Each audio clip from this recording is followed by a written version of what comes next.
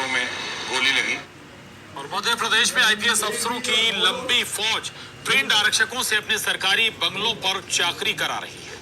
News 18 पर trend आरक्षकों ने पहली बार कैमरे के सामने अपना दर्द बयां किया है। ट्रेंड आरक्षकों की माने तो 4076 एएसआई रैंक के अधिकारियों की फाइल पीएचक्यू में 2 महीने से अटकी है और मैदानी फोर्स में इनकी तैनाती नहीं हो पा रही है। पीड़ितों की माने तो आईपीएस लॉबी आरक्षकों के मैदानी पोस्टिंग में अड़ंगा इसलिए लगा रही है क्योंकि यदि ये आरक्षक उनके बंगलों से बाहर निकल जाएंगे तो उनके काम कौन करेगा। ट्रेंड आरक्षकों की माने तो छत्तीसगढ़ में ट्रेंड आरक्षक संविलियन की प्रक्रिया चालू है, लेकिन एमपी में 9 साल से ये प्रक्रिया बंद है। ट्रेंड आरक्षकों की मांग पर 24 मार्च को गृह मंत्री के कार्यालय से एक पत्र जारी किया गया था, लेकिन 2 महीने के बाद भी मुख्यालय की तरफ से जवाब नहीं दिया गया।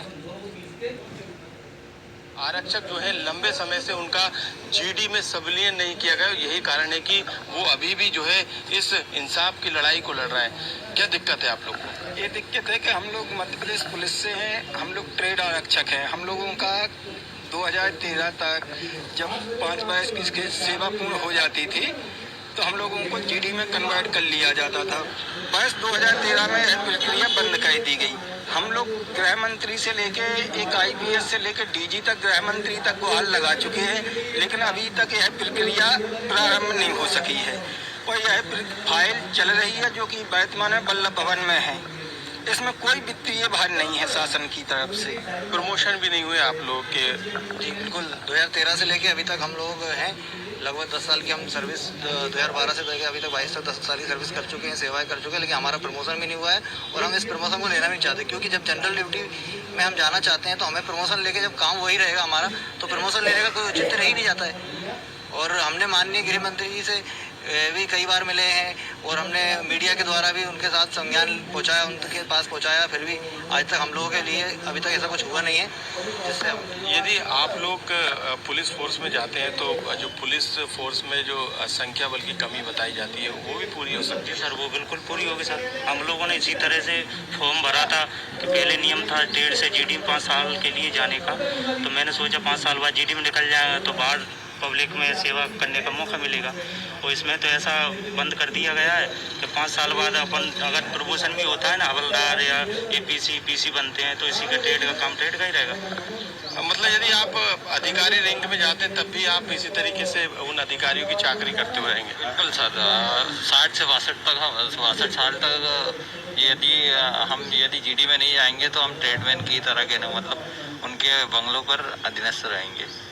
बिल्कुल, कुल मिला के इसके पीछे जो एक बड़ा कारण जो सामने निकल कर आया है वो आईपीएस की वो लॉबी है जो नहीं चाहती है कि ये ट्रेड आरक्षक जो है आगे जाके जीडी में जाए, यानी मैदानी फोर्स में शामिल है, क्योंकि यदि ये जाते हैं तो उनके घर का खाना, उनके घर की सफाई, उनके घर के दूसरे दीगर काम कौन करेगा। यही कारण है कि सबसे बड़ा अड़ंगा जो है इस समय आईपीएस अधिकारी लगा रहे हैं, वो जिम्मेदार लगा रहे हैं जिनके घर पर इनकी ड्यूटी है।